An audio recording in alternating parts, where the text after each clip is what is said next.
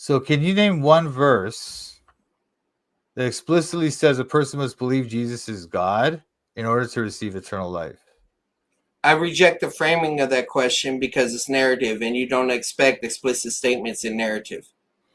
I'm just asking you a simple question, layman, yes or no. Can you name one verse that explicitly says a person must believe Jesus is God in order to receive eternal life? You don't have to stay in John. No. You can stay in any verse. I'll just stay in John. I'll just say in John, and I'll say no. Well, no, don't, because then if you say, so you're saying no. All right, so you. Well, I could bring up other passages, but they don't say they're not evangelistic passages.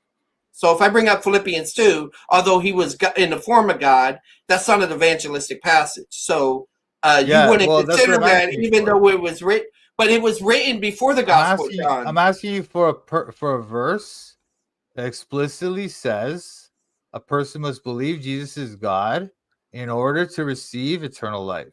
But you're asking anywhere in the Bible. But are you arguing that it needs to be for evangelism? Yes or no? I'm not asking you that. I'm asking you for a verse that explicitly says a person must believe Jesus is God in order to receive eternal life. Is that evangelism? Why are you like? All you gotta say is yes. You need to be clear what you're saying. I am being clear. I'm very being clear. I need a quiz. I need a verse. That are you talking about an evangelistic passage? How someone gets saved? Listen. Why are you changing? Why are you changing my question? My question is very simple. I'm not changing it. No. Listen, layman. This is simple stuff. You're okay. Like, I don't know why you're asking me these weird questions. Doesn't matter whether it's evangelistic or not. It should state that a person must believe Jesus is God to receive eternal life. One verse anywhere in the Bible, just one. I mean, I think maybe 1 John 5 might include the idea of true God and life in that context, but I wouldn't say that's evangelistic. That's why I was asking. I want to know exactly what you want. How does First John? Which verse in 1 John states that? Well, like I said, it's in a cluster, so I'd have to look at the exact wording. So give me a second. 5. Okay. It's all right. 1 John 5:20, and we know that the Son of God has come and given us understanding so that we may know him who is true. And we are in him who is true, in his Son, Jesus Christ. This is the true God and eternal life.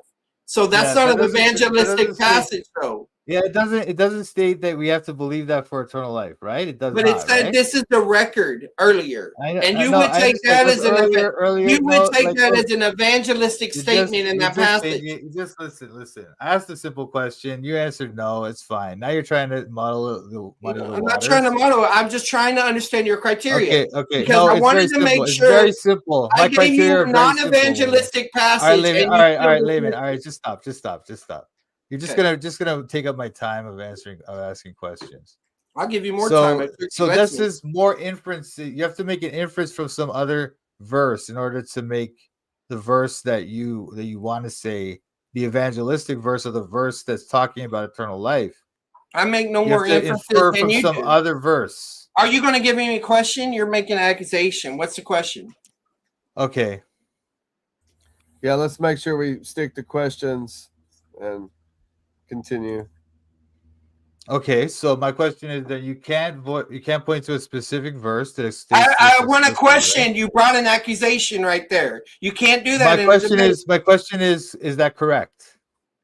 Is that correct? Yeah, I didn't give you a specific verse based on the criterion that you've established that I reject. All right, thank you.